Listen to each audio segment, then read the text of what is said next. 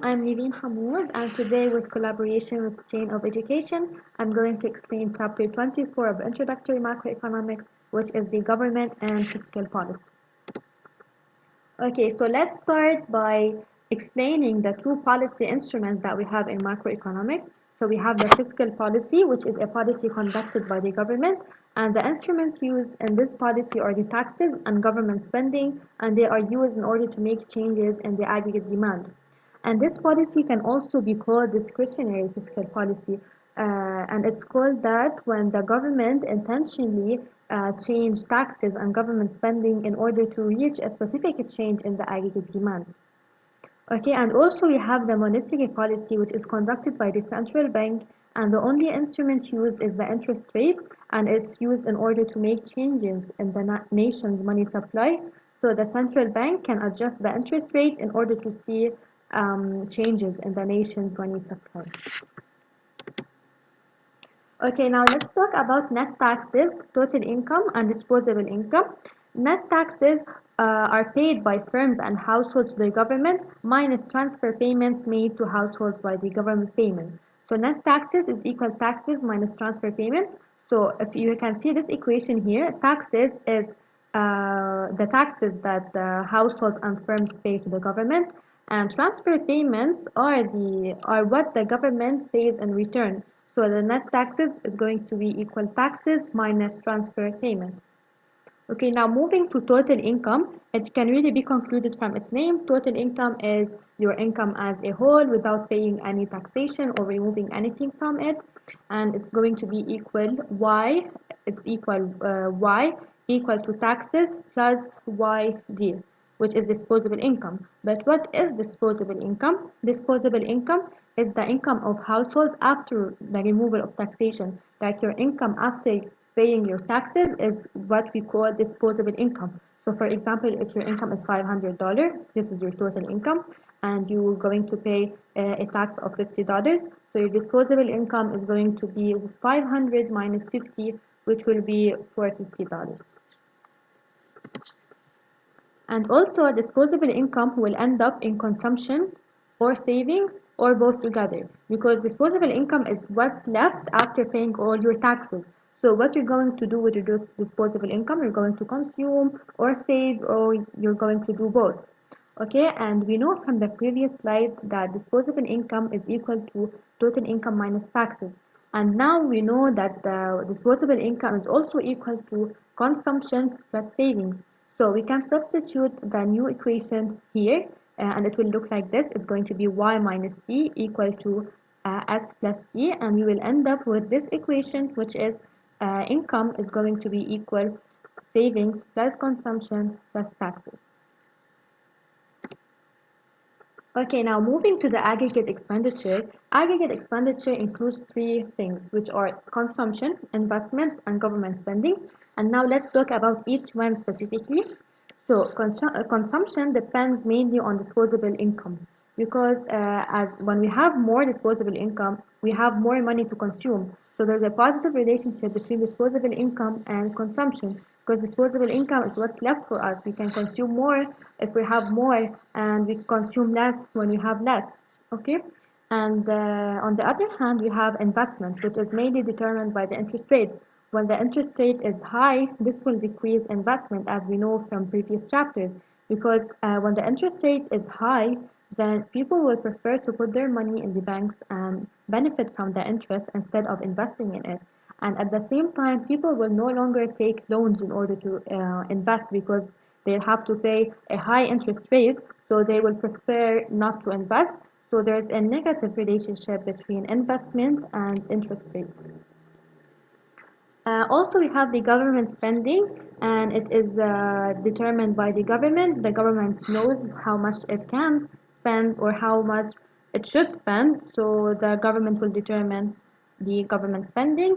And so we will end up with this equation, which is aggregate expenditure equal to consumption plus investment plus government spending. Okay, now let's move to equilibrium output or income. So we have equilibrium output when we equate Y, which is total income, with aggregate expenditure. Okay, and we know from the previous slide that aggregate expenditure is equal to consumption plus investment plus government spending. So you can equate that with Y, which is total income. So we'll end up with this. And also, if you want to go further, we know that Y is equal to consumption plus saving plus taxes. And so we can substitute that with Y, and we will have consumption plus saving plus taxes is equal to consumption plus investment plus G, which is the aggregate expenditure. So we can remove the consumption from both sides, and we will end up with this new equilibrium, which is savings plus taxes equal to investment plus government spending. Okay, now we have two conditions. We have the condition if Y is greater than aggregate expenditure, meaning that the firm is overproducing, they are producing too much, and they are not like selling the products they are producing. They're not selling all the products. So the firm in this case will be overproducing, and there will be a positive unplanned changes in inventory, meaning that there will be many inventory left in their store without being sold. So firms will react to this by the decreasing output.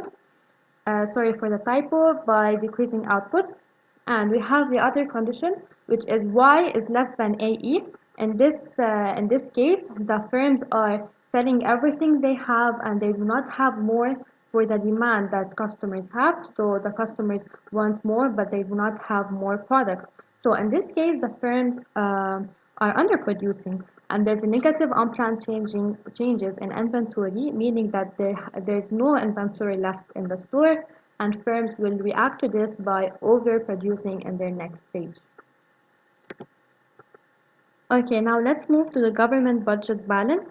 The government budget balance is T minus G, which is taxes minus government spending. Taxes is what the government collects from households and firms, and government spending is what the government spends or purchases. So if T minus G is greater than 0, meaning that taxes are greater than the government spending, then this is called budget surplus. On the other hand, if T minus G is less than 0, meaning that taxes are less than government spending, then this will be called a budget deficit. Okay, and each one, the budget surplus and the budget deficit, has some advantages and disadvantages.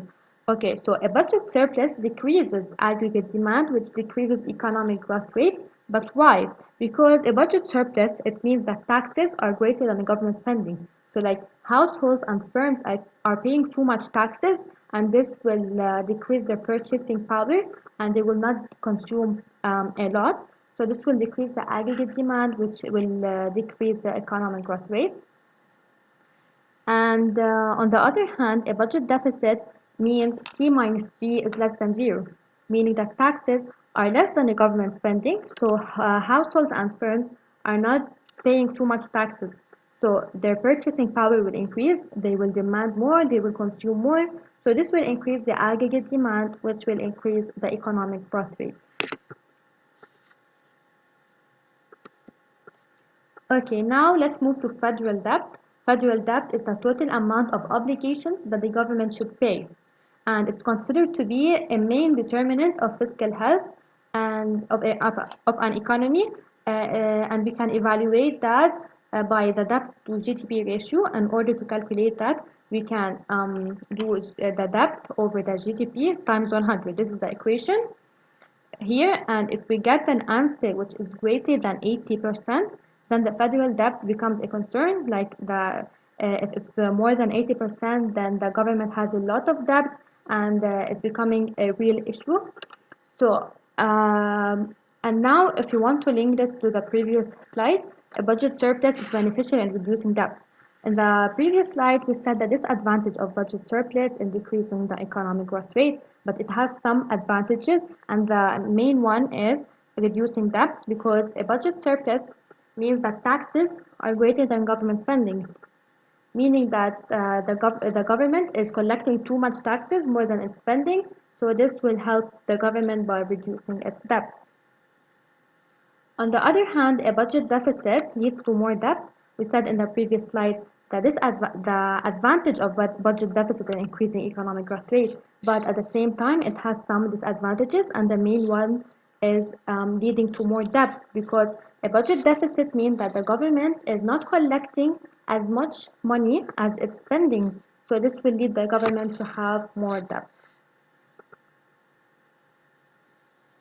So this was the first part of chapter 24. I hope you enjoyed it and keep updated for part 2.